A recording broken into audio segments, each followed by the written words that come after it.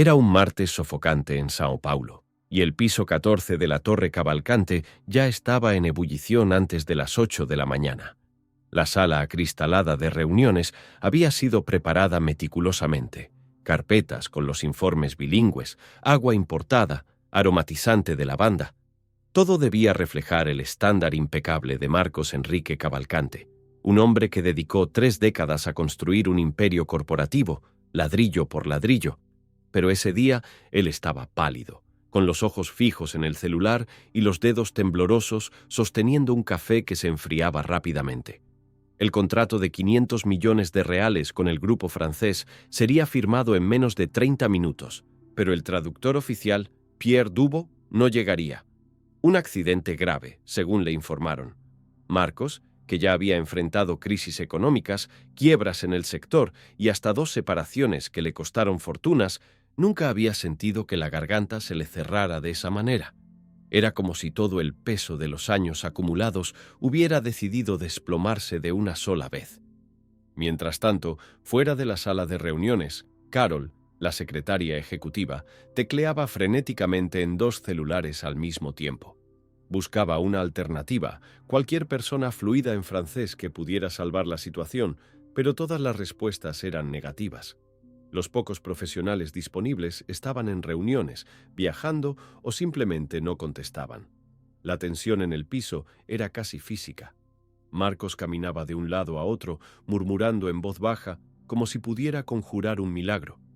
«Esto va a hundir todo», le dijo a Carol sin mirarla. Y ella supo que no era una exageración. Esa reunión no era solo un negocio. Era la puerta de entrada para la internacionalización de Cavalcante Holdings, un hito que se había preparado durante años. Perderlo significaba retroceder, significaba humillación. En una esquina del corredor, invisible para la mayoría, Ana Silva empujaba su carrito de limpieza con la misma rutina de siempre.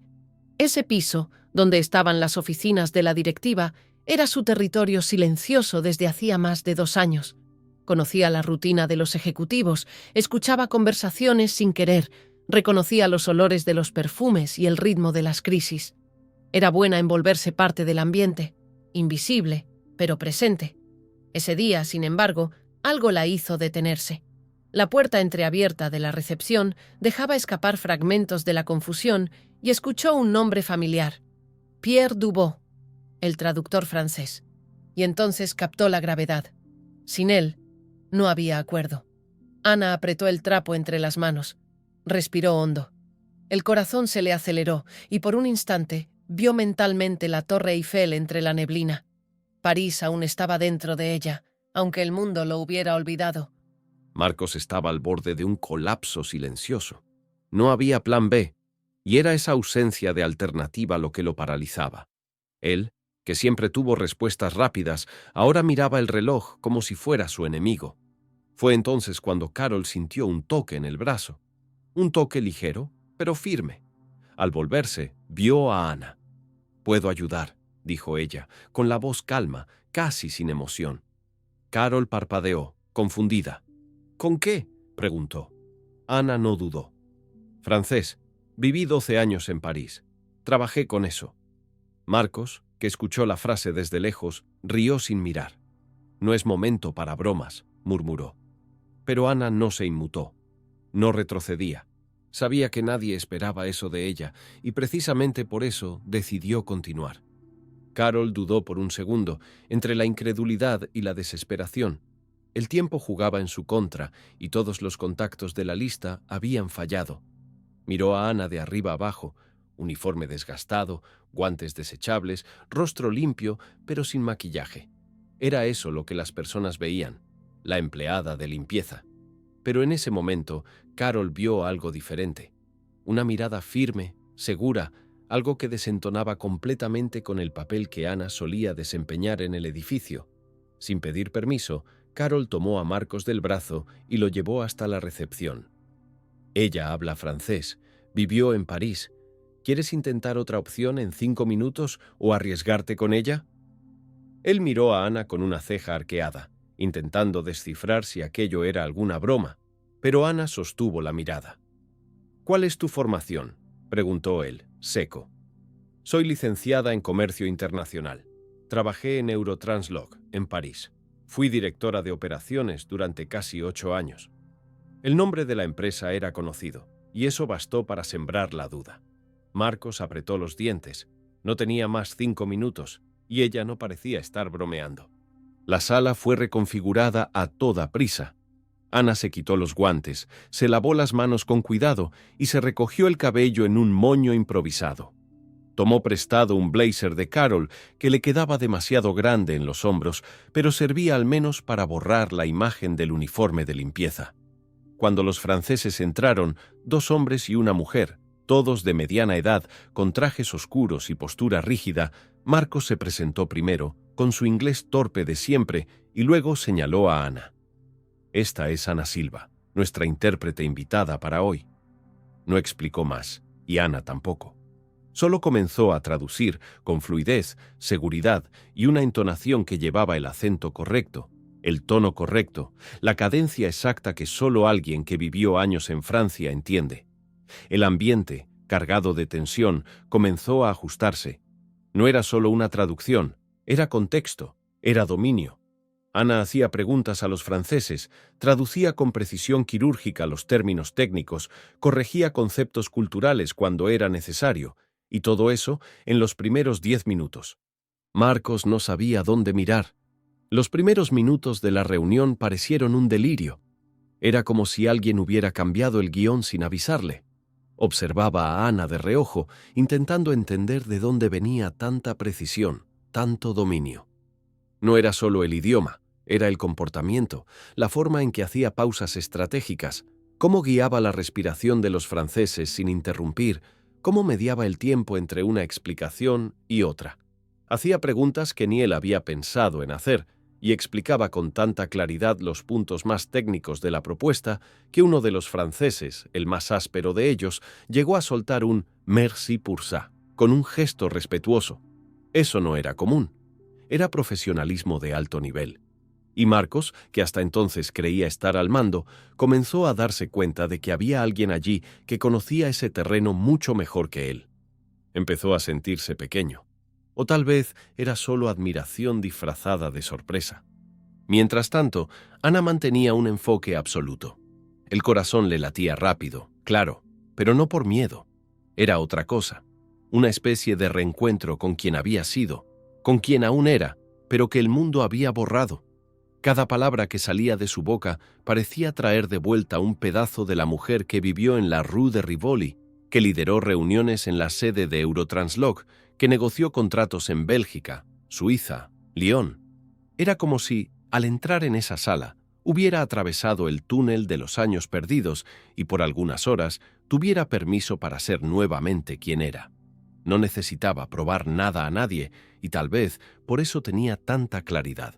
Cuando los franceses pidieron detalles sobre la cláusula de protección cambiaria, Ana tomó el documento, señaló el fragmento y explicó el concepto en francés técnico con tanta autoridad que uno de los inversores se inclinó hacia adelante y dijo, sorprendido, «¿Vous êtes avocat?» Ella solo sonrió, pero por dentro sintió algo casi olvidado, dignidad.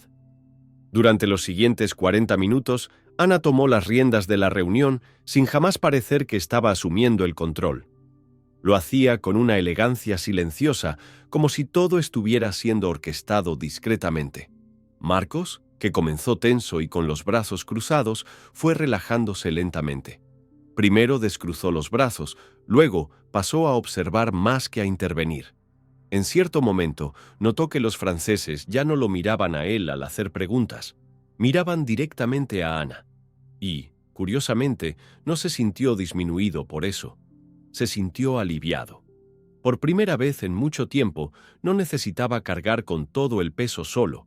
Aquella mujer, que hasta esa mañana empujaba un carrito de productos de limpieza por los pasillos de su empresa, ahora estaba allí, abriendo puertas que él ni siquiera sabía que existían.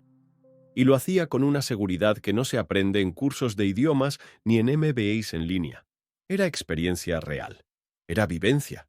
Era un bagaje que nadie allí, tal vez ni él, tenía. El punto de inflexión ocurrió cuando uno de los inversores propuso una modificación delicada en la cláusula de exclusividad. Marcos iba a rechazarla. Ya estaba a punto de abrir la boca para decir «esto es innegociable». Pero Ana levantó la mano con suavidad y pidió que esperara un momento. Se volvió hacia el francés, preguntó con delicadeza sobre la motivación de la propuesta y escuchó con atención. Luego tradujo la respuesta para Marcos, pero junto con la traducción vino algo más. Una perspectiva que él no había considerado. Ella sugirió una reformulación del contrato que preservaba la seguridad jurídica de la empresa, pero también atendía parcialmente la solicitud del grupo francés. Era una solución intermedia que nadie allí había considerado. El francés que hizo la propuesta asintió, satisfecho. El otro hizo una anotación en su tableta. La mujer del grupo intercambió una mirada con sus colegas. Fue entonces cuando Marcos entendió. Ana no era una ayuda de última hora. No era una afortunada que apareció en el momento justo. Era, sin margen de duda, la persona más preparada en esa sala. Cuando la reunión terminó, después de casi 2 horas de negociaciones intensas, los 3 inversores se levantaron al mismo tiempo, satisfechos. Uno de ellos, el más reservado, estrechó la mano de Marcos con cortesía, pero se acercó a Ana y la saludó con ambas manos, sonriendo. Dijo algo en francés que ella respondió con una leve inclinación de cabeza. Marcos, aún procesando todo lo que había sucedido, solo observaba. Era como si hubiera visto una película que comenzó como un desastre y terminó con un final que él jamás habría escrito. Cuando los franceses salieron de la sala, Carol entró con los ojos muy abiertos. ¿Firmaron?, preguntó en voz baja. Marcos confirmó con un lento asentimiento, pero aún parecía aturdido. No sabía exactamente qué decir, cómo agradecer. No había protocolo para eso. Se volvió hacia Ana, que ya se había quitado el blazer y estaba doblando las mangas de su blusa sencilla, como quien sabe que pronto volverá a lo que era antes. Pero había algo mal en eso. Aquella mujer no debía volver a empujar un carrito de limpieza. Era imposible ignorar lo que había hecho. Aún en silencio, Marcos la llamó para conversar en su oficina. Ana lo siguió con naturalidad. Se sentó frente a él, con la postura de alguien que no pedía nada, no esperaba nada, pero que conocía su propio valor. Marcos dudó antes de comenzar a hablar. Dijo que necesitaba ser honesto. La había subestimado, como probablemente todos los demás allí también lo habían hecho. Dijo que nunca, en toda su carrera, había visto una conducción de una reunión internacional tan impecable. Dijo que el contrato solo existía por ella. Ana solo escuchaba. No parecía eufórica, ni emocionada. Parecía solo entera, como si, finalmente, estuviera de vuelta en su propio cuerpo. Cuando él le preguntó por qué nunca contó nada sobre su pasado, ella respondió con simplicidad: porque nadie nunca preguntó. Fue entonces cuando Marcos entendió que el problema no era solo que ella fuera invisible. El problema era que él nunca había mirado de verdad. La conversación se extendió más de lo que Marcos esperaba. Quería saber más. ¿Quién era esa mujer, de verdad? ¿Cómo había terminado allí, en ese piso, con ese uniforme? Y Ana contó, no con drama, ni con autocompasión. Contó con una calma que venía de quien ya había llorado todo lo que necesitaba, de quien ya había aceptado los golpes de la vida con los dientes apretados. Explicó que vivió 12 años en París, que llegó a tener una vida cómoda, prestigio, un buen salario, un hijo que estudiaba en buenas escuelas. También habló de su exmarido, François, y del escándalo que lo destruyó todo. Él fue encarcelado por delitos fiscales, y el nombre de ella fue arrastrado junto, aunque no tuviera culpa. Dijo que fue despedida, perdió amigos, contactos, credibilidad. Cuando regresó a Brasil, ya no tenía ni siquiera el valor de decir en entrevistas que había vivido en el extranjero. Nadie quería saber toda la historia, solo veían el historial manchado, el pasado confuso. Y fue entonces cuando apareció el trabajo de limpieza. Era lo que podía hacer, dijo. Y mi hijo necesitaba comer. Marcos quedó en silencio después de eso. No sabía qué decir. Se sentía incómodo, como si estuviera mirando de cerca una herida que nunca imaginó que existiera. Pensó en todas las veces que pasó por Ana sin siquiera notar su presencia. Pensó en la forma automática en que trataba a los empleados de limpieza. Un «buenos días», vago, un «gracias», sin mirar. Esa historia desordenaba todo dentro de él. Rompía la imagen de meritocracia perfecta que siempre había cultivado. Después de todo, él también había comenzado desde cero, pero nunca tuvo que cargar con la vergüenza de una historia que no era suya. Nunca tuvo que ocultar su formación para conseguir un empleo.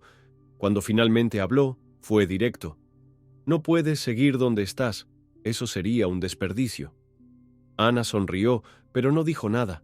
No parecía sorprendida. Sabía que ese momento llegaría. Tal vez no sabía cuándo ni cómo, pero sabía que ese día cambiaría todo.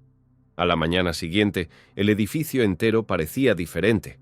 Los comentarios circulaban por los pasillos. La gente de recursos humanos intentaba confirmar si era verdad lo que habían oído. Algunos pensaban que era una exageración, otros no lo creían. Pero lo que se sabía con certeza era que Ana, la empleada de limpieza del piso 14, había sido llamada a una reunión a puertas cerradas con el dueño de la empresa después de salvar un contrato millonario. Ana llegó temprano, como siempre. Usaba el uniforme azul y llevaba el mismo carrito con desinfectantes, pero caminaba con un aire diferente. No era arrogancia, era presencia. El tipo de presencia que incomoda a quienes siempre estuvieron en la cima y pensaban que solo allí habitaban los competentes. Marcos, por su parte, ya había tomado una decisión. Pasó la noche en vela, pensando. Había algo mal en todo aquel sistema que él mismo había ayudado a construir. Y tal vez era hora de comenzar a arreglarlo. Al final del turno, llamó a Ana nuevamente. Esta vez le entregó una propuesta formal. No era solo una promoción, era una sociedad parcial, un cargo de dirección con autonomía real. Pero había más. Quería que Ana liderara un nuevo programa interno, enfocado en mejorar la vida de los empleados de la base de la empresa. Tendría carta blanca para crear proyectos, revisar políticas, proponer becas de estudio para los hijos de los trabajadores de limpieza, portería, seguridad. Tienes libertad para hacerlo de la manera correcta, le dijo. Ana tomó la carpeta con calma, la leyó allí mismo, de pie. Cuando terminó, lo miró y preguntó: ¿estás haciendo esto por culpa o porque te diste cuenta de que realmente puedo hacer la diferencia? Marcos no dudó. Porque eres la persona más preparada que ha entrado en esa sala. Ana asintió. No necesitaba más palabras. Allí, entre las paredes frías de una oficina de lujo, dos mundos que nunca se habían tocado de verdad comenzaron a coserse. En los días que siguieron, la presencia de Ana en el piso ejecutivo causó un extraño tipo de ruido. Había quienes se sorprendían, quienes murmuraban en los pasillos, quienes intentaban minimizar lo ocurrido como una coincidencia feliz. Pero Ana no parecía inmutarse. Estaba acostumbrada a las miradas de reojo, solo que, esta vez, tenía una mesa con su nombre. Comenzó de manera discreta, observando, escuchando más que hablando. Se reunió con los sectores de recursos humanos, conversó personalmente con los trabajadores de limpieza, seguridad, administrativo. Escuchaba historias, entendía la estructura, mapeaba dónde estaban los silencios de la empresa. Era como si hubiera activado una nueva capa de visión. Sabía dónde nadie miraba.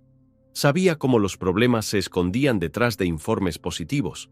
Sabía el nombre de los hijos de las mujeres que limpiaban los baños y el horario del segundo empleo de los chicos de la portería.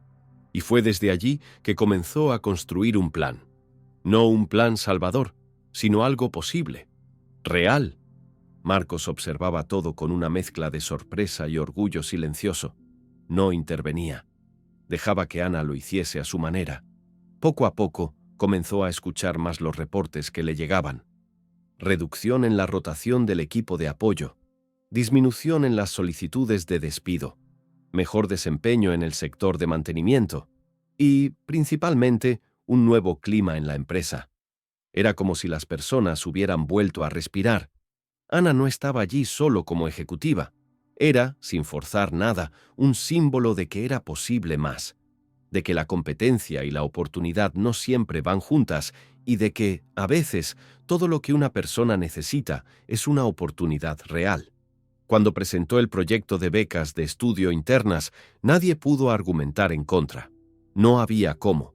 Era una propuesta con principio, desarrollo y fin, con un presupuesto ajustado e impacto directo.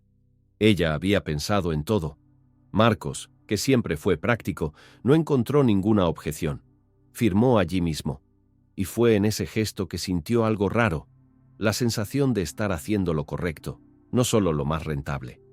En la primera reunión con todos los empleados del sector de apoyo, Ana no usó diapositivas ni discursos preparados. Pidió una sala sencilla, sillas en círculo y café recién hecho. Era una ronda, no una conferencia, y fue allí, en ese espacio improvisado, que contó su historia por primera vez dentro de la empresa. Sin adornos, sin dramatismos.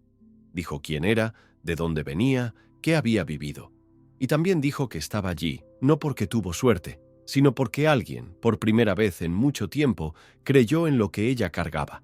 Las personas escucharon en silencio, algunas con lágrimas contenidas, otras con los brazos cruzados, aún desconfiadas.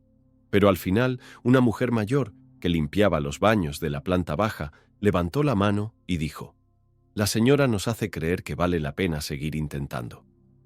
Ana sonrió, y eso bastó. Era el comienzo de algo más grande que ella misma. Los meses pasaron rápido. El contrato con los franceses no solo se mantuvo, sino que se expandió. Con la ayuda de Ana, Cavalcante Holdings abrió frentes en Portugal, Bélgica y Canadá. Ella comenzó a viajar con Marcos, representando a la empresa en eventos internacionales. Y en cada viaje llevaba consigo el mismo cuaderno negro, donde anotaba ideas para los proyectos sociales internos. Nunca dejó de lado lo que la impulsaba. En cierta ocasión, al visitar una feria de negocios en Toronto, un ejecutivo canadiense preguntó cuál era el secreto del crecimiento de la empresa. Ana respondió, sin dudar: «Mirar a quien nadie mira». Era eso, la respuesta que ella misma habría querido escuchar años atrás, cuando empujaba un carrito de limpieza por los pasillos de una multinacional en colapso. Sabía cómo era estar en ambos lados, y esa conciencia le daba una fuerza que nadie enseñaba en cursos. Era un tipo de inteligencia que venía del dolor y del recomienzo. Gabriel, el hijo de Ana, también comenzó a cambiar. Hasta entonces no hablaba mucho del trabajo de su madre. Había una mezcla de respeto y vergüenza que nunca supo explicar del todo. Pero después de esa mañana, ese martes que cambió todo, comenzó a mirarla de otra manera. Cuando supo que su madre ahora ocupaba un cargo de dirección, primero no lo entendió. Luego se quedó en silencio, y finalmente dijo solo: «Ya era hora». Ana rió.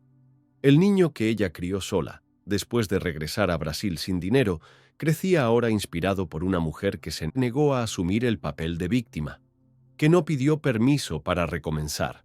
Ana comenzó a seguirlo más de cerca, incluso en la escuela.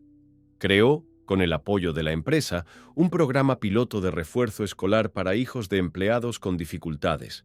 Y fue allí, en una reunión entre madres, que dijo una frase que resonaría por mucho tiempo: «Limpié muchos pisos en esta ciudad, pero nunca dejé la cabeza baja». Al final de ese mismo año, Ana fue nominada por una entidad internacional para representar a Brasil en una conferencia sobre inclusión corporativa en América Latina. Cuando recibió el convite por correo electrónico, pensó que era spam. Tardó 2 días en creerlo. El evento sería en Bogotá, y ella daría una charla sobre movilidad invisible, el término usado para personas con alta calificación en posiciones subalternas. Marcos insistió para que aceptara. Dijo que era hora de que las personas escucharan lo que ella tenía que decir. Y ella fue. Subió al escenario con un vestido sencillo y una carpeta en las manos. Habló sin teleprompter, sin asesores. Solo ella y su historia. Contó cómo perdió todo, cómo cayó en un limbo sin nombre y cómo regresó. No hizo un discurso motivacional. Habló de la vergüenza, de la rabia, de los días en que pensó en rendirse. Pero también habló de cómo, en un solo día, todo cambió. Y cuando terminó, nadie aplaudió de inmediato. Hubo un silencio. Uno de esos silencios llenos. Luego, sí, vinieron los aplausos. Largos, merecidos. Cuando regresó de la conferencia, algo en Ana parecía haberse asentado. No era orgullo, tampoco vanidad. Era más como quien, después de mucho tiempo, vuelve a ocupar su propio cuerpo con tranquilidad. Como si cada célula hubiera finalmente entendido: Aquí es donde debía estar. Y curiosamente, no quiso cambiar todo. Continuaba yendo a trabajar con simplicidad, sin auto blindado, sin asistente personal. Hacía cuestión de almorzar con los empleados del comedor siempre que podía y le gustaba visitar los pisos más bajos, donde el aire acondicionado fallaba y las alfombras eran antiguas. Decía que era allí donde se sentía más entera. No era por nostalgia, era por no olvidar, porque lo que más le dolía, en los tiempos en que empujaba el carrito, no era la rutina dura, era ser ignorada, era pasar por los demás como si fuera parte del mobiliario. Y ahora que tenía voz, Ana hacía cuestión de recordar, nadie allí era invisible. Marcos, por su parte, también había cambiado. Tal vez no en su manera práctica, directa, a veces dura de hablar, pero algo en su forma de mirar se había transformado.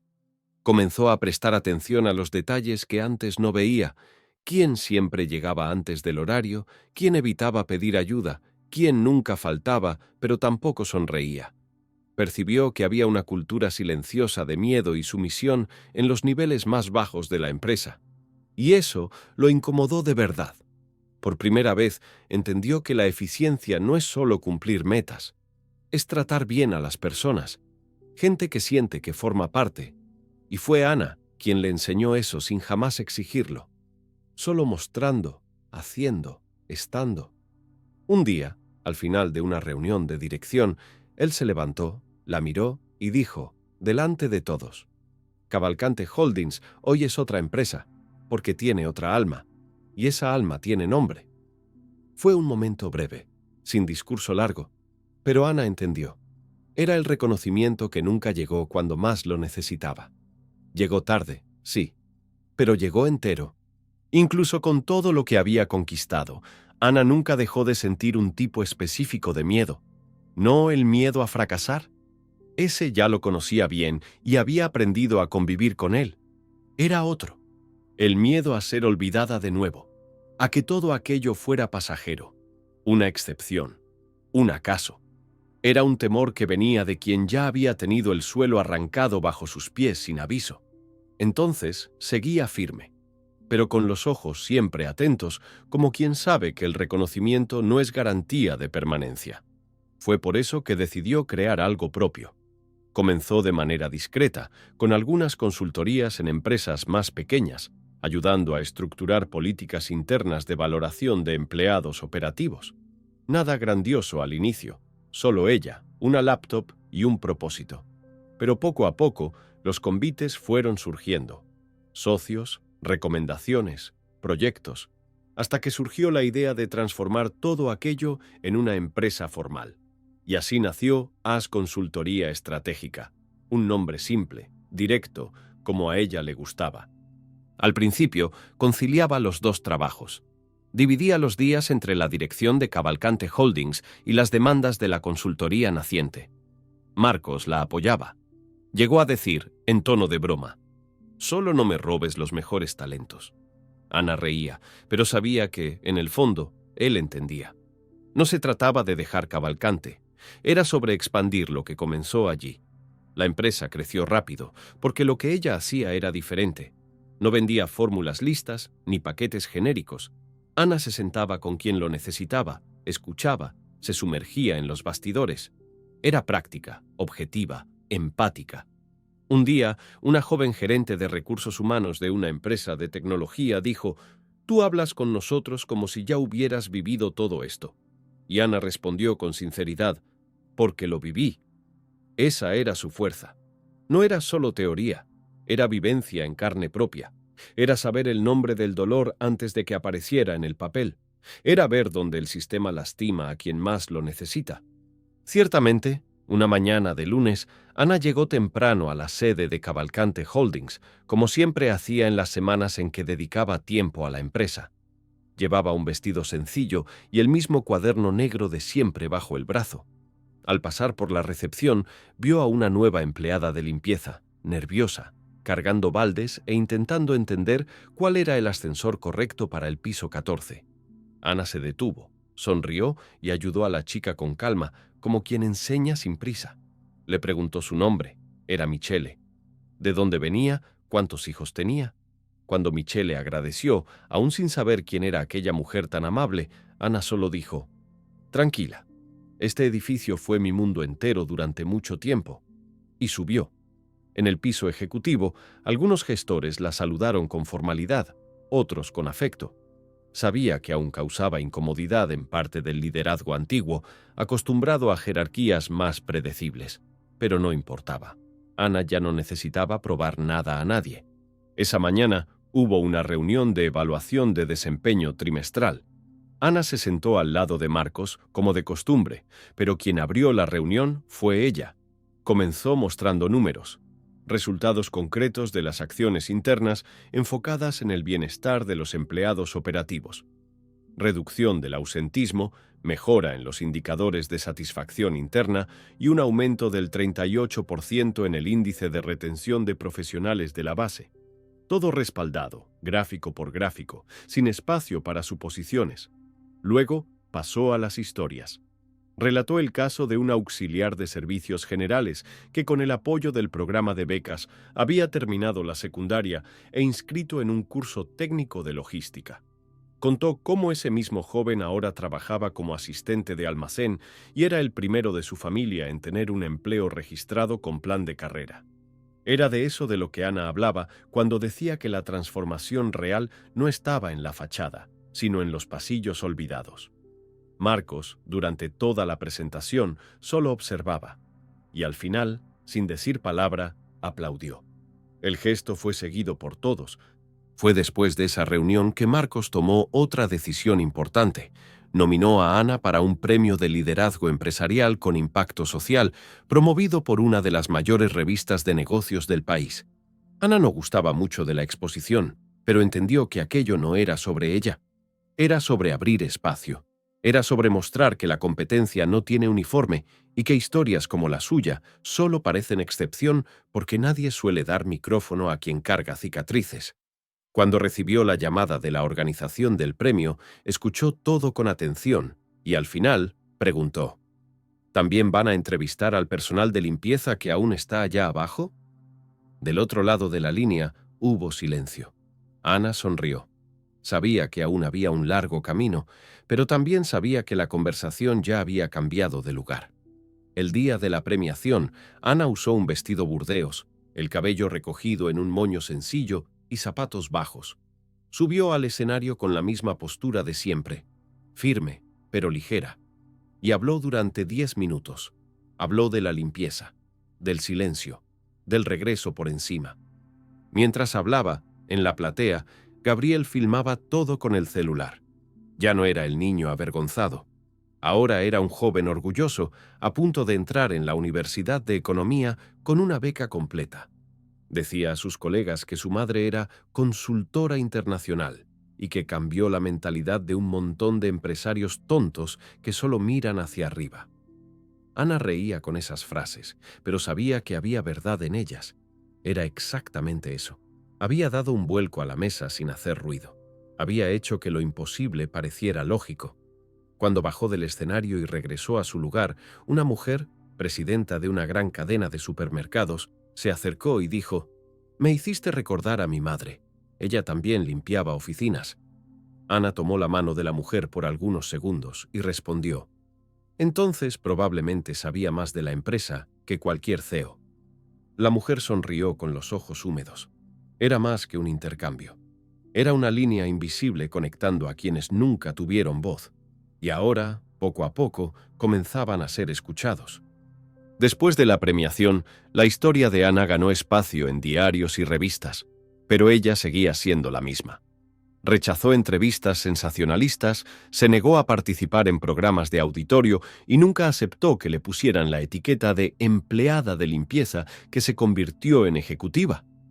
Decía que eso reducía todo a un guión fácil y su vida estaba lejos de ser eso. Prefería cuando la escuchaban sin intentar encajarla en titulares listos. Su consultoría crecía con consistencia, recibiendo invitaciones de empresas fuera del eje Río-São Paulo, de ciudades más pequeñas que querían hacer las cosas de manera diferente. Ana hacía cuestión de ir personalmente, siempre que fuera posible. Se sentaba con el equipo de base antes de conocer al CEO. Escuchaba las historias antes de ver los balances. Un día, en una fábrica en el interior de Paraná, una empleada dijo: «Eres la primera persona que preguntó cómo llego a casa después del turno». Y Ana respondió, con la misma calma de siempre: «Porque fue caminando en la oscuridad que entendí lo que es la luz». En Cavalcante Holdings, Ana aún mantenía una presencia activa. Era consejera, pero también socia estratégica. Participaba en decisiones importantes, analizaba nuevos mercados y al mismo tiempo seguía de cerca el avance de los proyectos sociales internos. Marcos ya no tomaba decisiones relevantes sin antes escuchar su opinión. Se habían convertido en un dúo improbable, pero eficiente. Y, más que eso, habían desarrollado un tipo raro de respeto, aquel que no necesita decirse todo el tiempo, pero está ahí, firme, incluso en el silencio. Un día, tras una reunión agotadora con representantes de una empresa alemana, Marcos miró a Ana y dijo, exhausto: «Si no hubieras aparecido ese día, lo habría perdido todo». Ana rió. «Number, solo habrías descubierto más tarde que estabas mirando al lugar equivocado». Era eso. Ese día, ese único día en que todo comenzó, no había sido un milagro. Había sido valentía.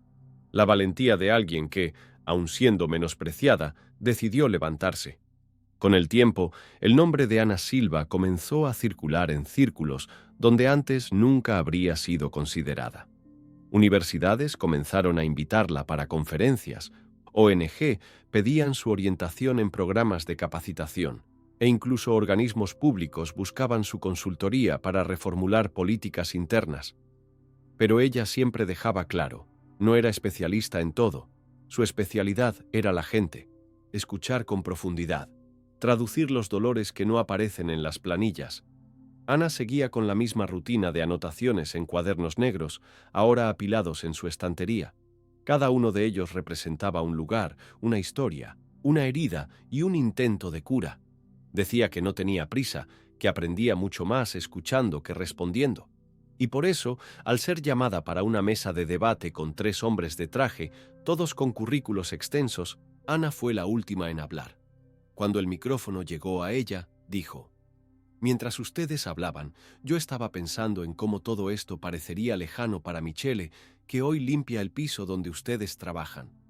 La sala quedó en silencio. Ella sonrió y continuó: «Y es por eso que estoy aquí». Pero no todo eran escenarios y aplausos. Ana aún cargaba cicatrices.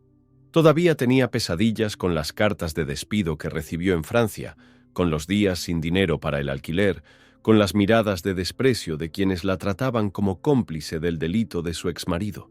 A veces, aún despertaba en medio de la noche sudando frío, sintiendo el peso de la humillación como si estuviera regresando. Pero ahora tenía herramientas. Sabía respirar, sabía nombrar, sabía pedir ayuda. Gabriel notaba cuando los días eran más pesados y en esas noches hacía cuestión de sentarse en el sofá a su lado, aunque fuera en silencio. Eran lazos que el tiempo no rompió, solo redibujó. Ana nunca quiso borrar el pasado. Sabía que parte de su fuerza venía precisamente de haberlo enfrentado de frente.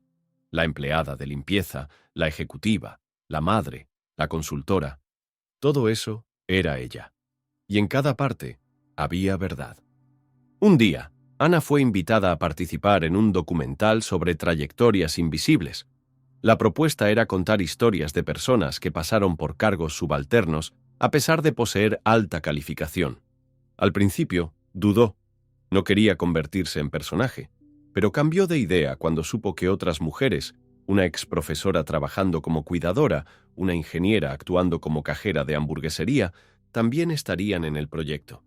«Si es para contar la verdad entera, acepto», dijo a la directora. Y así fue. Se sentó frente a la cámara, sin maquillaje, en una sala sencilla, con la luz del día entrando por la ventana. Contó todo, sin guión, sin cortes. Habló del dolor de callar, de la vergüenza que carga quien tuvo y perdió. Y al final de la grabación, preguntó si podía dejar un mensaje para las mujeres que tal vez estuvieran viviendo lo mismo. Dijo: «No eres menos por estar donde estás, y no necesitas pedir disculpas por aún no haber salido». El equipo del documental lloró en silencio. Nadie quiso cortar esa parte. Marcos vio el documental en casa, solo. Era tarde en la noche. Pausaba algunas partes, volvía a otras.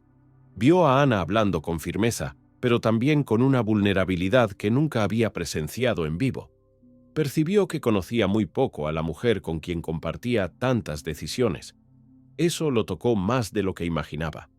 Al día siguiente, al llegar a la empresa, fue a la oficina de ella, cerró la puerta y dijo: «Gracias por no haberte rendido». Ana, como de costumbre, solo asintió. No era el tipo de mujer que hacía discursos de vuelta. Prefería el silencio, el gesto, el trabajo bien hecho. Y en esa mirada entre los dos, algo quedó claro. Había respeto. No el respeto institucional, con credenciales y cargos. Era el respeto que nace cuando alguien finalmente ve al otro por entero. Y allí, en esa sala de vidrio donde todo comenzó a cambiar, Ana entendió que su historia, a pesar de dura, ya se había convertido en raíz. No importaba más dónde estuviera. Ya había fijado su propio nombre. Poco a poco, Ana comenzó a recibir cartas. Sí, cartas, escritas a mano, provenientes de lugares de los que nunca había oído hablar. Ciudades pequeñas, comunidades apartadas, periferias urbanas. Eran mujeres, en su mayoría, que veían en ella una especie de espejo posible. Una dijo que volvió a estudiar después de ver su entrevista. Otra contó que había renunciado a un ambiente abusivo tras escuchar su discurso en la conferencia. Algunas enviaban fotos de sus hijos, como si quisieran decir: «Estamos intentando, por ellos también». Ana leía todas, una por una, y las guardaba en un sobre grande, de esos de papel grueso. Decía que esas cartas eran más importantes que cualquier trofeo, que allí estaba el impacto de verdad. No el que sale en los informes o en las diapositivas, sino el que cambia la forma en que una persona se ve a sí misma. Y fue por esas cartas que creó, en alianza con una ONG, un programa de mentoría para mujeres en situación de subempleo. Nada grandioso, solo escucha, apoyo, orientación, pero era suficiente para empezar. El proyecto fue bautizado como Primera Voz, y no por casualidad. Ana decía que la primera voz que necesita cambiar no es la del jefe, ni la de la sociedad, es la interna. Aquella que dice que no mereces, que ya erraste demasiado, que es tarde para todo. El programa comenzó con 12 mujeres. En 6 meses ya eran casi 80. Y más que recolocaciones o promociones, lo que más se veía allí eran mujeres que por primera vez en años volvían a hablar de sí mismas con brillo en la mirada. Ana hacía cuestión de participar en los encuentros, incluso con la agenda llena. Se sentaba en el suelo, cruzaba las piernas, escuchaba a cada una como si fuera única, porque ella sabía exactamente qué era tener voz, pero no espacio, saber qué decir, pero no tener dónde decirlo. Y por eso insistía tanto. No nacemos invisibles, nos empujan a ese lugar, pero podemos salir. Fue durante uno de esos encuentros del Primera Voz que Ana conoció a Elenis, una mujer de 56 años que trabajaba como cocinera en un hospital y que antes de casarse había sido técnica en contabilidad. Contó que abandonó la profesión porque su marido decía que el lugar de una mujer era la cocina.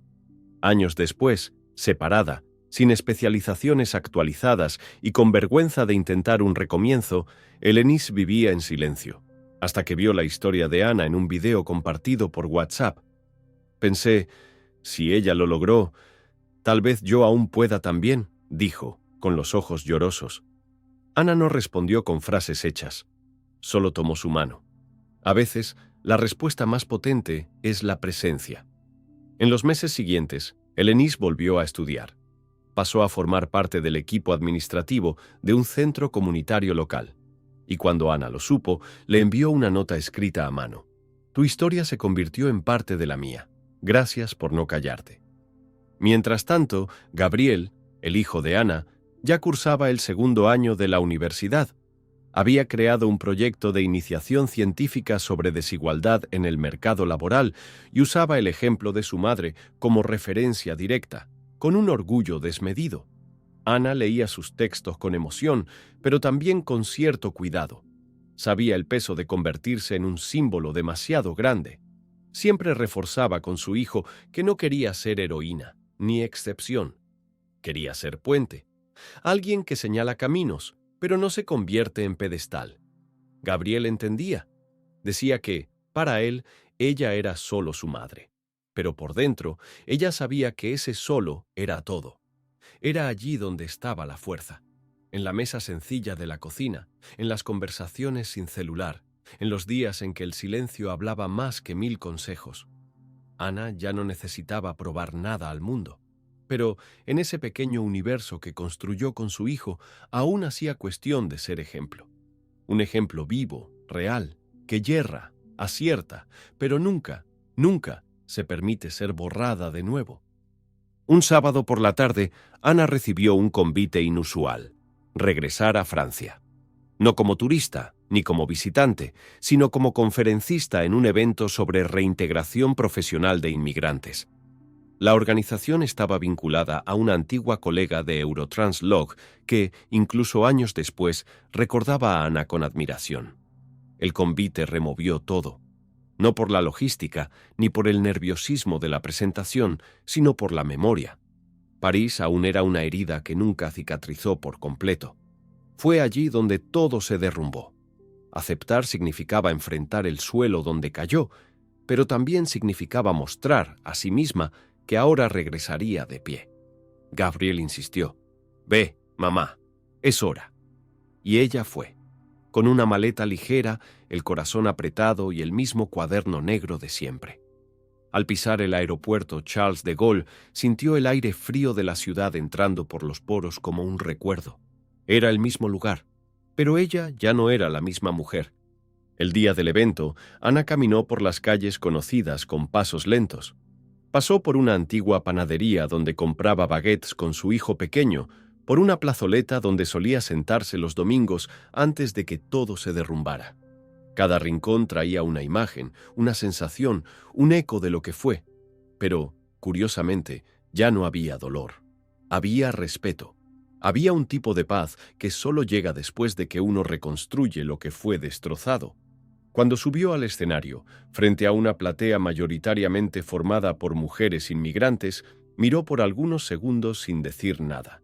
Y entonces comenzó: «Durante mucho tiempo tuve vergüenza de decir que vivía aquí, porque pensé que mi historia terminaba en este lugar. Pero hoy estoy aquí para decir que no terminó, y que a veces la caída es solo el comienzo del retorno». No era un discurso, era la verdad cruda, y quienes estaban allí lo sintieron.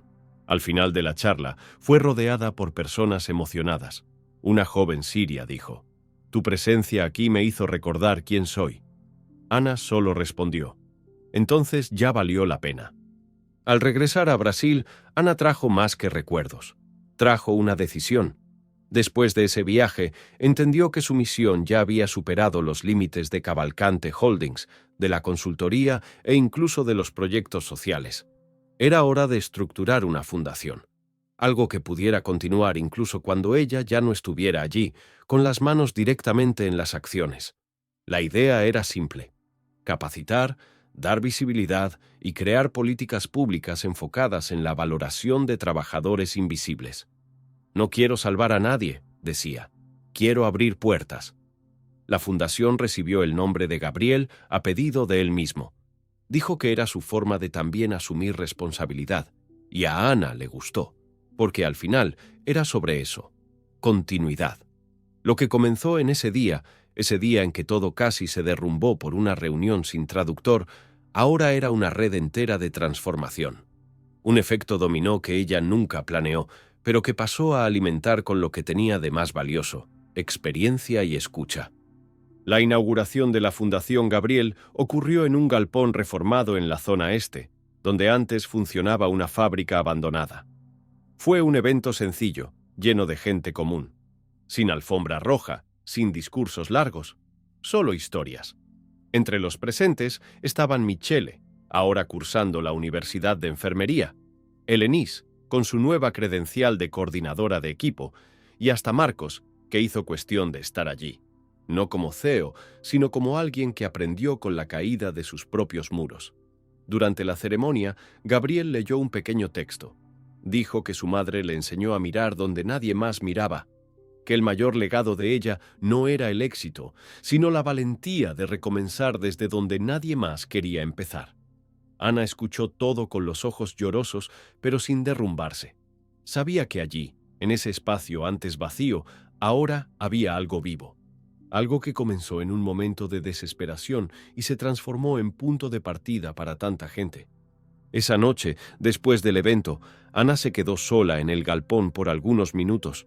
Se sentó en un banco de madera apoyado contra la pared, observando los adornos sencillos, los papeles pegados con frases escritas por participantes de los proyectos. «Yo existo», decía uno. «Hoy fui escuchada», decía otro. Fue en ese silencio que recordó la primera vez que empujó el carrito de limpieza en el edificio de Cavalcante. Recordó la vergüenza de subir el ascensor con personas que fingían no verla. Recordó la primera vez que escuchó a alguien reír cuando descubrieron que hablaba francés. Recordó el día en que no tuvo dinero para comprar el uniforme escolar de su hijo. Todo eso aún estaba dentro de ella, pero ahora en otro lugar, como una cicatriz, visible, pero sin dolor. Respiró hondo, miró al techo alto y pensó: si alguien me hubiera dicho ese día que todo esto pasaría, me habría reído, y sonrió. No de burla, sino de incredulidad, porque a veces la vida realmente nos sorprende de una manera casi imposible. Al salir del galpón, encontró a Gabriel apoyado en el auto usando el celular. Él sonrió y los dos intercambiaron una mirada larga, sin palabras. Así era entre ellos. Cuando entraron al auto, la radio tocaba una canción antigua que Ana solía cantar bajito cuando limpiaba oficinas sola por la noche. No comentó nada, solo escuchó. Y por primera vez esa canción no parecía triste. Era casi un himno, un recordatorio. En el semáforo, Gabriel dijo, sin apartar los ojos de la calle: «Todavía no lo has entendido, ¿verdad? Hay gente que nunca más será la misma por tu causa». Ana no respondió de inmediato. Tardó algunos segundos, luego dijo: «Ojalá sepan que yo también cambié por ellas». Y era verdad, porque ninguna transformación ocurre sola. Es un ciclo. Y en ese ciclo, Ana dejó de ser solo una mujer que sobrevivió. Se convirtió en referencia, espejo, puente y raíz. Todo al mismo tiempo. Algunas semanas después, Ana fue invitada a dar una clase inaugural en una universidad pública. Era un curso de gestión de personas y los alumnos, jóvenes en su mayoría, esperaban a alguien con un currículo lleno de títulos, diapositivas coloridas y frases de efecto. Pero quien entró en la sala fue una mujer con pasos firmes, una carpeta sencilla en las manos y ojos que cargaban experiencia. No habló de teorías. Comenzó contando una historia, la historia de un solo día, el día en que todo cambió, por casualidad y por decisión. Contó sobre la reunión, el miedo, el silencio, la valentía de presentarse cuando nadie esperaba nada. Y mientras hablaba, los alumnos se fueron callando, primero por cortesía, luego por respeto, y al final por identificación. Porque allí, en esa sala fría y llena de sillas alineadas, había una mujer que estaba diciendo algo que ningún libro enseña: que la vida profesional también está hecha de invisibilidades, y que saber ver lo invisible puede ser el mayor diferencial de un líder. Al final de la clase, una estudiante se acercó y dijo que había pensado en abandonar el curso, que creía que no tenía el perfil, que no lo lograría, y que, después de esa conversación, había cambiado de idea. La señora me hizo recordar por qué comencé. Ana escuchó en silencio, sosteniendo el peso de esa frase con el cuidado que merecía, porque era eso. No se trataba de grandes plateas, premios o titulares. Era sobre momentos como ese, en que una frase, un gesto, una presencia cambia el rumbo de alguien. Y eso ocurría cada vez más. En aeropuertos, ascensores, filas de café, personas que se acercaban y decían: «No me conoces, pero yo conozco tu historia». Ana escuchaba con humildad, pero por dentro sabía. Todo aquello comenzó porque un día decidió no retroceder, porque en un edificio de vidrio y poder tuvo el valor de decir, con la voz firme y limpia: «Puedo ayudar». Con el tiempo, esa frase, «puedo ayudar», comenzó a ser repetida por otras personas en contextos similares. Era como si, inconscientemente, la valentía de Ana se hubiera propagado. Algunas empresas comenzaron a usar la expresión como lema interno para entrenamientos de escucha activa y valoración del capital humano. La fundación recibió donaciones, convenios, reconocimiento, pero sobre todo comenzó a ser buscada por personas que no querían caridad, sino oportunidad. Gente con diplomas guardados, con experiencia escondida, con potencial ignorado. Ana decía que el papel de la fundación no era dar nada en bandeja, sino abrir puertas donde solo había paredes. A veces no necesitamos un empujón, solo espacio para mostrar que sabemos caminar. Y era exactamente eso lo que hacía. Creaba espacios, físicos, simbólicos, sociales, con paciencia y sin promesas mágicas, porque sabía que el cambio verdadero es un proceso, y el proceso exige tiempo, cuidado y presencia. Marcos, desde lejos, continuaba acompañando todo con una admiración creciente. La empresa se había convertido en un caso de gestión humanizada, frecuentemente citado en foros y eventos de negocios. Pero él sabía que nada de eso habría ocurrido si ese día no hubiera escuchado una voz improbable. A veces volvía mentalmente a esa mañana, la sala fría, el nerviosismo, la ausencia de Pierre, el reloj corriendo. Y entonces se acordaba de Ana, apareciendo junto a la recepción, diciendo con simplicidad que podía resolver. Pensaba en cuánto estuvo a punto de rechazarla, en cuánto el prejuicio disfrazado de sentido común corporativo casi lo hizo perder todo. Hoy tenía plena conciencia del milagro real que presenció, no el milagro de la suerte, sino el de la valentía, de la escucha, de lo improbable que cambia el rumbo de las cosas. Y por eso, siempre que podía, decía en conferencias o entrevistas: si tienes la suerte de encontrar una Ana Silva en tu empresa, escucha. Y si puedes, dale espacio. El resto, ella lo hace realidad. Hubo un día, años después, en que Ana regresó al edificio donde todo comenzó. Tenía una reunión con un nuevo equipo de Cavalcante Holdings, ahora lleno de rostros jóvenes y desconocidos. La recepcionista, también nueva, no la reconoció y le pidió que esperara en la antesala. Ana sonrió y obedeció. Se sentó en el mismo sofá donde, antes, limpiaba vidrios y pulía metales cromados. Mientras esperaba, observó el movimiento, las conversaciones apresuradas, el sonido de los tacones rápidos en el suelo liso. Era como ver una película antigua, pero con otro guión. Cuando finalmente entró en la sala de reuniones, fue recibida con formalidad y aplausos. Todos sabían quién era ella, ahora. Pero en ese momento, Ana no pensó en los contratos ni en los titulares. Solo pensó que estaba pisando, de nuevo, el escenario de su punto de inflexión. Y, en silencio, dio las gracias. No al éxito, sino a la versión de sí misma que tuvo el coraje de levantarse, incluso cuando todo decía lo contrario. Al final de la reunión, antes de irse, pidió pasar por el piso 14. Nadie entendió muy bien por qué, pero lo autorizaron. Cuando el ascensor se abrió, Ana caminó lentamente hasta el antiguo pasillo donde estaban las oficinas de la dirección. Se detuvo frente a la puerta de vidrio con el logotipo de la empresa, ahora modernizado. Luego miró hacia un lado, donde estaba el armario de productos de limpieza. Seguía allí, intacto, cerrado, pero igual. Un armario común, sin importancia para casi todos, pero que, para ella, representaba el fondo del pozo y la escalera de ascenso al mismo tiempo. Ana tocó el picaporte, pero no lo abrió. No lo necesitaba. Ahí dentro ya no había trapos, baldes ni desinfectante, pero incluso si los hubiera, ella sabía. Todo eso formaba parte de ella, y no quería borrarlo. Quería recordarlo. Recordar que fue invisible, y aún así no desistió de existir. Tras esa visita silenciosa, Ana bajó hasta la portería para despedirse. Allí encontró a uno de los guardias más antiguos del edificio, don Jorge, que aún recordaba sus días de limpieza. «Doña Ana, yo vi todo, ¿sabe? Desde cuando la señora andaba con la cabeza baja hasta hoy. ¡Qué orgullo!». Ella le agradeció, emocionada, y se quedó unos minutos conversando con él sobre la vida, los nietos, los dolores de espalda. Eran ese tipo de encuentros los que Ana más valoraba, porque la memoria de lo que fue estaba viva en esas personas. y era esa memoria la que la mantenía con los pies en la tierra.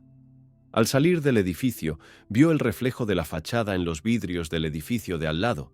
Era imponente, moderno, pero Ana sabía que nada de eso significaba grandeza si dentro aún había personas invisibles. Por eso, al subir al coche, anotó en su cuaderno negro una nueva idea: un proyecto de escucha activa entre la dirección y la base. «Es necesario crear puentes donde solo hay silencio», escribió. Más tarde, ese mismo día, Gabriel la encontró sentada en el sofá de la sala, hojeando las anotaciones. Él ya conocía esa mirada, distante, firme, creativa. «¿Otra idea?», preguntó. Ana solo sonrió. «Siempre hay espacio para otro puente», respondió. Y allí estaban los dos: la mujer que reconstruyó su propia historia y el niño que creció viéndolo ocurrir día tras día. Gabriel sabía que su madre había hecho más de lo que mucha gente con títulos y estatus jamás lograría, pero lo que más lo impresionaba era que ella nunca se daba por satisfecha, no por ambición, sino por compromiso. Un compromiso que nació en el silencio de un pasillo, en el calor de un uniforme de limpieza, en el sonido amortiguado de las ruedas de un carrito chocando contra el zócalo, y ahora resonaba en auditorios, aulas, proyectos sociales y vidas transformadas. Todo por un gesto simple, un momento. Una frase que, dicha en el momento justo, lo cambió todo: «Yo puedo ayudar». A medida que pasaba el tiempo, Ana comenzó a ser llamada por un nuevo nombre dentro y fuera de la fundación: mentora. Al principio le parecía un término demasiado pomposo, pero poco a poco entendió que no se trataba de un título, sino de una función. Ella era, de hecho, una referencia para quienes necesitaban orientarse en un mundo que los empuja a los márgenes. Su agenda se volvió más apretada, pero su enfoque nunca cambió. Seguía asistiendo a las reuniones de los programas sociales, aún insistía en sentarse en el suelo cuando visitaba comunidades, aún llevaba a Gabriel a los encuentros cuando él podía, como una forma de mostrar que los recomesos también se construyen con testigos. Sabía que uno de los mayores desafíos era sostener lo que se había convertido, porque el mundo muchas veces exige que quien venció camina recto, hable bonito, tenga pose. Pero Ana insistía en seguir hablando con la misma voz de siempre, esa voz que decía verdades con simplicidad, sin adornos, sin esconderse detrás de jergas. Fue en uno de esos eventos comunitarios, en una tarde calurosa de domingo, que Ana escuchó una frase que se quedó con ella por mucho tiempo. Una joven madre, sosteniendo a una hija pequeña en brazos, le dijo: «La señora me enseñó que no necesito ser perfecta para ser respetada». Y Ana, sin pensarlo, respondió: «Tampoco yo lo soy, pero podemos ser enteras». Después de ese día, comenzó a usar esa frase como una especie de firma. La escribió en las paredes de la sede de la fundación, en la entrada de la sala de acogida. Para ella, eso era lo que faltaba en el mundo corporativo, en las políticas públicas, en las escuelas, el permiso para que las personas fueran enteras, con sus equipajes, contradicciones, vacíos, talentos. Eso era lo que ella misma había conquistado aquel día en que todo cambió, no la cima, sino la entereza, el derecho de ser quien era, con todo lo que traía consigo. Y eso, más que cualquier cargo, era lo que realmente importaba. Esa misma semana, Ana recibió un mensaje inesperado. Era de una mujer llamada Claire Moreau, una abogada francesa que, años atrás, había sido una de las responsables del proceso que investigó el escándalo que involucró a François, su exmarido. Claire decía que había seguido, con retraso, la trayectoria de Ana y quería encontrarla. Quería pedirle disculpas. Dijo que, en aquel entonces, también había contribuido a silenciarla, por haberla juzgado sin escucharla, solo basándose en papeles y reputaciones destruidas. Ana leyó el mensaje 3 veces antes de responder. Pensó en ignorarlo. Pensó en decir que ya no necesitaba eso, pero respondió, educadamente, que aceptaba el encuentro. Lo programó para un café discreto, sin fotógrafos, sin registros. Cuando se vieron, Claire estaba visiblemente incómoda. Ana, no. Estaba en paz. Escuchó, Miró a los ojos, aceptó las disculpas sin hacer de eso un espectáculo. Al final, solo dijo: «No necesité que creyeras en mí antes, pero hoy agradezco que lo reconozcas». Claire lloró. Ana, no. Ya había llorado suficiente. Al salir de ese café, caminando por la acera con pasos ligeros, Ana sintió que un peso antiguo finalmente se desprendía. Era como si, después de tantos recomesos, hubiera logrado cerrar otro ciclo. No con venganza, ni con vanidad, sino con lucidez. Sabía que no todos tendrían la oportunidad de escuchar una disculpa, pero en ese momento se dio cuenta de que ya no necesitaba la validación de nadie. Su historia ya estaba escrita, con dolores, sí, pero también con decisiones que la rescataron. Y sobre todo, con la decisión valiente de no esconderse, de no ser solo otra estadística, otro silencio. Ana había construido un legado, no en el sentido cliché de la palabra, sino en la práctica. Las personas existían de otra manera por lo que ella hizo. Y, en ese momento, al cruzar la calle de regreso a casa, con los rayos del atardecer tocándole el rostro, sintió algo raro: plenitud. Poco tiempo después, Ana fue homenajeada en un congreso internacional de liderazgos femeninos, donde su nombre apareció entre las 10 mujeres más influyentes de América Latina en el sector de impacto social. Recibió la invitación con humildad, pero solo aceptó participar bajo una condición: que su discurso fuera compartido con otras 2 mujeres que habían pasado por el proyecto Primera Voz. No quería subir sola. «La transformación debe ser colectiva», dijo. Y así fue. En el escenario, 3 sillas, 3 historias, 3 voces que, hasta pocos años antes, eran ignoradas. Ana habló al final, como prefería, y contó una vez más sobre aquel día. No el de la premiación, ni el de la fundación, sino aquel otro, el que comenzó con desesperación, cuando vestía un uniforme azul y sostenía un trapo de limpieza. Dijo: «Fue allí, en medio del caos, que elegí no bajar los ojos. Y fue allí donde me vieron por primera vez». No hubo forma de no emocionarse. Al final del evento, una reportera se acercó y le preguntó a Ana si se consideraba una excepción. Ella pensó por un segundo, luego respondió: «Solo soy una excepción porque el mundo aún falla en ver lo obvio». La frase se volvió viral, pero a Ana no le importaba eso. Le importaba quién se sentía menos solo después de escuchar su historia. Le importaban los currículums que llegaban a la fundación con cartas escritas a mano, pidiendo solo una oportunidad. Le importaban los ojos que brillaban en las mentorías, los abrazos apretados al final de las charlas, las notas anónimas que decían: «Usted me salvó sin saberlo». De eso se trataba. No de un trofeo, sino de un eco de la decisión de no callar, de no retroceder, de decir: «Yo puedo ayudar», incluso cuando nadie estaba escuchando. Y era ese eco el que seguía atravesando salas, empresas, vidas. Porque, en el fondo, bastaba con que alguien escuchara de verdad para que todo comenzara a cambiar. En una tarde común de viernes, Ana recibió un sobre en su escritorio, sin remitente. Dentro había una fotografía impresa.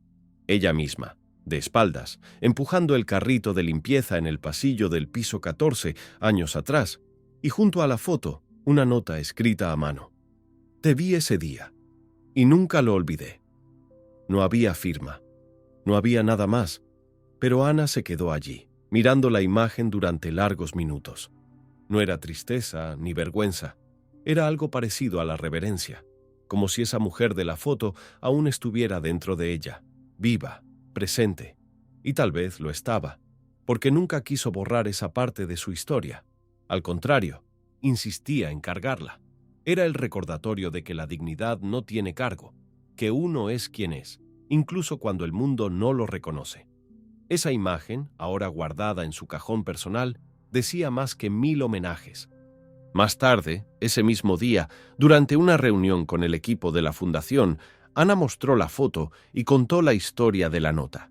Todos se emocionaron, y alguien preguntó: ¿cómo tuvo el coraje de ofrecerse en esa reunión con todo en riesgo?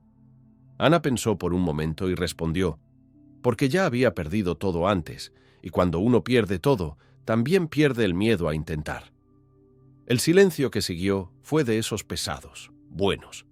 Era una verdad que no necesitaba más explicaciones, y allí, en medio de una mesa con papeles, laptops y anotaciones, la esencia de lo que ella había construido se hizo presente. No se trataba de victoria, se trataba de presencia, de no esconderse cuando todo dice que desaparezcas, de ocupar tu propio espacio, incluso si es estrecho, incluso si nadie te ha llamado. Porque a veces es justo cuando te levantas sin ser esperado que el mundo comienza, por fin, a prestar atención. Fue en un domingo lluvioso, de esos en que la ciudad parece dormitar, que Ana se sentó sola en el balcón de su casa con una taza de té y decidió escribir un texto que llevaba mucho tiempo guardado dentro de sí. No era un artículo, ni un discurso, era una carta, dirigida a la mujer que fue. Comenzó con un «Perdona por haber dudado de ti», y a partir de ahí escribió como si estuviera reencontrándose con una vieja amiga, herida y fuerte al mismo tiempo. Contó cómo todo cambió, cómo fue escuchada, acogida, reconocida, pero también cómo fue difícil mantenerse entera en el camino. No te equivocaste por intentarlo. El mundo fue el que tardó demasiado en escucharte. Al final, escribió una frase corta, pero que salió como un desahogo antiguo. Gracias por haberte levantado incluso cuando nadie esperaba nada de ti. Dobló el papel y lo guardó en el mismo sobre donde tenía esa foto antigua. Ahora estaban allí, juntas, la imagen y la voz. Gabriel llegó poco después y al ver a su madre en silencio, preguntó si todo estaba bien. Ana respondió con una sonrisa breve y dijo: «Hoy hice las paces con el pasado». Él no entendió de inmediato, pero se sentó a su lado. Se quedaron en silencio unos minutos, escuchando el sonido de la lluvia en el tejado. Entonces él dijo, casi sin mirar: «¿Sabes, mamá? A veces pienso que cambiaste el destino de mucha gente solo porque tuviste el coraje de decir en voz alta lo que la mayoría esconde». Ella no respondió, solo tomó su mano, y en ese gesto simple todo se dijo. Porque, en el fondo, Gabriel tenía razón. Ana cambió destinos, incluido el suyo, pero no con magia, ni con frases hechas. Cambió las cosas porque, en un día improbable, en un edificio donde nadie la veía, eligió ponerse al frente. Eligió ser la voz que nadie esperaba, pero que todos, de alguna forma, necesitaban escuchar. Algunos años después, cuando la fundación ya se había consolidado como referencia y Ana hacía menos apariciones públicas, un periodista la buscó para escribir un perfil biográfico. Dijo que quería contar su historia con profundidad. Ana dudó, como siempre hacía cuando el convite implicaba exposición, pero terminó aceptando con una única condición: el libro no podía terminar con ella. Tenía que terminar con alguien que surgió por causa del proyecto. «Mi historia no vale más que la de ellas», dijo. Y el periodista, inicialmente sorprendido, terminó entendiendo. Pasó meses acompañando a Ana en reuniones, visitas, encuentros con exparticipantes de los programas. Habló con Michele, ahora enfermera, con Elenice, ahora líder comunitaria, con otras decenas de personas que reconstruyeron sus trayectorias porque, en algún punto del camino, se cruzaron con Ana. Y el libro, publicado al año siguiente, terminó con un testimonio colectivo. Voces diversas hablando de cómo una mujer que nadie veía se convirtió en faro. Cuando Ana leyó el manuscrito final, sola, en una noche de insomnio, lloró. No por los recuerdos difíciles, esos ya estaban cicatrizados. Lloró porque, por primera vez, entendió la magnitud de lo que había construido. No una carrera, ni un imperio, sino un lugar, un espacio donde quien no tenía voz, ahora la tenía. Y eso era más grande que cualquier cargo. Cerró el libro, respiró hondo y escribió en una hoja suelta una frase que le vino entera, sin esfuerzo. Todo comenzó el día en que fui solo una empleada de limpieza, y aún así decidí presentarme. Luego puso la hoja dentro del manuscrito y lo guardó en el cajón. Esa era su firma. Esa frase lo decía todo. Y cuando el libro fue lanzado, meses después, no dio discursos, ni hizo apariciones públicas. Dejó que llegara a quien lo necesitaba, porque Ana nunca quiso un escenario, quiso impacto. Y eso, Sabía, ya estaba más que logrado. En el 10º aniversario de la fundación, organizaron un evento simbólico en el mismo edificio donde todo comenzó. La sala del piso 14 fue preparada con sillas simples, una mesa de madera en el centro y fotos en las paredes, no de Ana, sino de las personas impactadas por los proyectos. Ex empleados de limpieza, jóvenes que estudiaron con becas, mujeres que emprendieron con el apoyo de la consultoría. Era un tributo colectivo.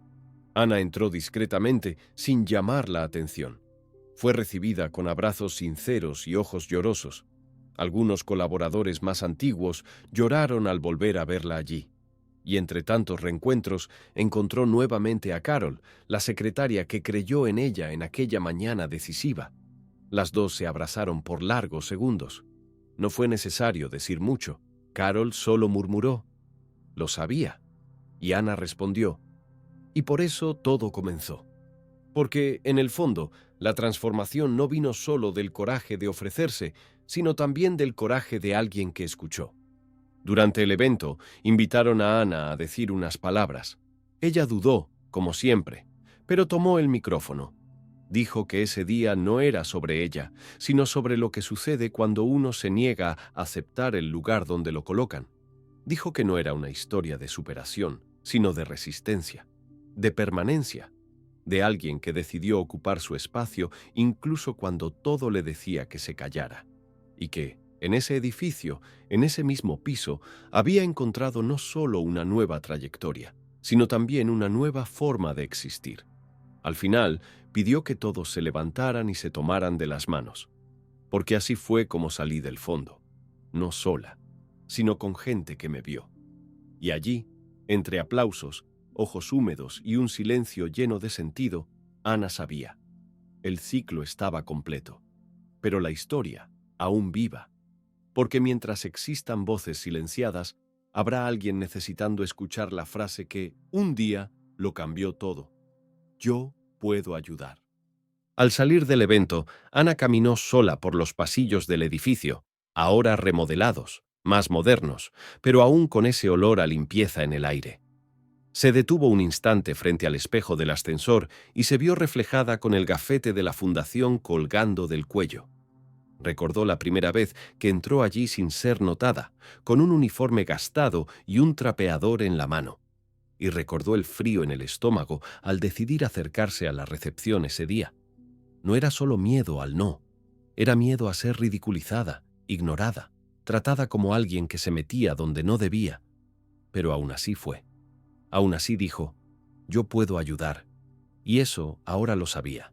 No fue solo una frase. Fue un quiebre, un corte en el guión, una grieta de coraje por donde entró todo lo que vino después. La mujer del espejo aún era ella, pero ahora había una presencia en la mirada, una firmeza que no venía del cargo, venía de la verdad. Pocos días después, Ana recibió una llamada de una escuela pública del interior que quería bautizar una sala de lectura con su nombre. No supo qué decir. La directora explicó que la iniciativa vino de un grupo de estudiantes que había leído su historia en un proyecto de lectura y querían rendirle homenaje. Dijeron que quieren recordar todos los días que pueden salir de donde están y llegar a donde quieran. Ana, con la voz quebrada, agradeció. Dijo que aceptaba, con una condición: que la placa con su nombre tuviera justo debajo la frase que la acompañó desde el principio. Y así fue como meses después, en esa sala sencilla con estanterías de libros donados, se instaló una plaquita de metal plateado en la pared. En ella se leía: «Sala Ana Silva. Aquí nadie es invisible, y todo comienza con coraje». Era poco, pero también era todo, porque lo que comienza con coraje, nadie lo borra. Un día, sentada en su oficina con vista a la ciudad, Ana hojeaba un antiguo cuaderno negro, el primero, aquel que llevaba el día de la reunión con los franceses, aún con las páginas manchadas de café y algunas anotaciones apresuradas de vocabulario técnico en francés. Cada línea allí era memoria viva.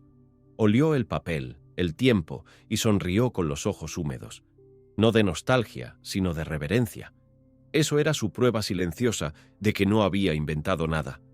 Todo lo que había conquistado salió de allí, de un momento en que no había escenario, ni luz favorable, solo urgencia y una decisión. Gabriel entró en la habitación y la vio así, inmóvil. ¿Todo bien, mamá? Ella cerró el cuaderno con delicadeza, pasó la mano por la tapa gastada y respondió. Sí, solo estaba recordando cómo empezó todo esto. Y señaló la silla donde, años atrás, tradujo un contrato de 500 millones sin que nadie esperara nada de ella. Esa noche, mientras cerraba las ventanas de la casa, Ana miró el cielo nublado y pensó en todas las versiones de sí misma que aún existían por ahí, escondidas detrás de uniformes, gafetes apagados y voces silenciadas. Pensó en las mujeres que aún no habían tenido la oportunidad de presentarse, en las empleadas de limpieza, cocineras, auxiliares, conductoras, recepcionistas. Pensó en cuántas Anas aún estaban esperando una grieta y prometió, en silencio, que nunca dejaría de abrir la puerta para que esas mujeres entraran. Porque sabía, con la piel y no solo con el pensamiento, lo que era estar del otro lado. Sabía el sabor del silencio, el frío del desprecio, el peso de ser ignorada, pero también sabía el poder de un gesto, de una frase, de un sí dicho en el momento justo. Y fue allí, entre el recuerdo y el compromiso renovado, que Ana sintió la certeza de algo que llevaría hasta el final.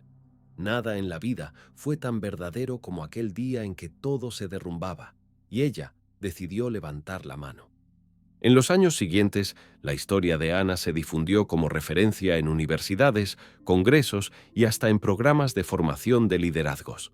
Pero lo que más sorprendía era que ella nunca perdió el hábito de visitar personalmente los lugares donde todo comenzaba de nuevo.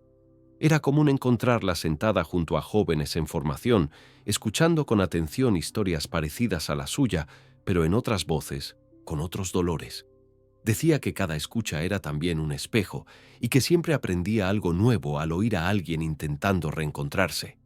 En una de esas visitas, una niña tímida le entregó una nota doblada, diciendo solo: «Usted me hizo creer que puedo tener un futuro». Ana leyó la nota en el coche, sola. Lloró en silencio.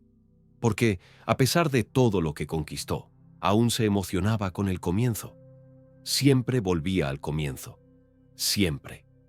Una noche, sentada en el sofá con Gabriel ya adulto a su lado, Ana veía una entrevista antigua suya en la televisión. Él bromeó. «¿Viste? Te convertiste en leyenda, ¿eh?» Ella rió, con esa risa contenida que solo las madres saben dar, y dijo: «Ojalá la gente recuerde que no empecé desde arriba». Y luego completó: «Pero lo que realmente importa es que terminé entera». Gabriel, ahora más serio, asintió. Y ella sabía que él entendía, porque él también lo vio todo. Vio los días duros, los días vacíos, los días en que ella casi no se levantaba. Pero vio, sobre todo, el día que lo cambió todo. Aquel día simple, de un martes cualquiera, en que una mujer con guantes de goma, un gafete desechable y un acento francés bien guardado decidió decir: «Yo puedo ayudar». No para exhibirse, sino porque sabía. Sabía lo que podía hacer. Sabía lo que llevaba dentro. Y finalmente, en ese momento, fue vista como realmente era. Años después, cuando le preguntaban a Ana cuál fue el mayor logro de su vida, nunca mencionaba el nombre de la fundación, ni los contratos internacionales, ni los premios. Decía, con una calma que venía de lo más profundo: «Fue no haberme callado ese día». Y era verdad, porque todo, absolutamente todo, partió de ese instante. Un pasillo, una recepción en pánico, un dueño de empresa en desesperación y ella, invisible hasta entonces, pero lista. Lista no porque estuviera esperando una oportunidad, sino porque nunca había dejado de ser quien era.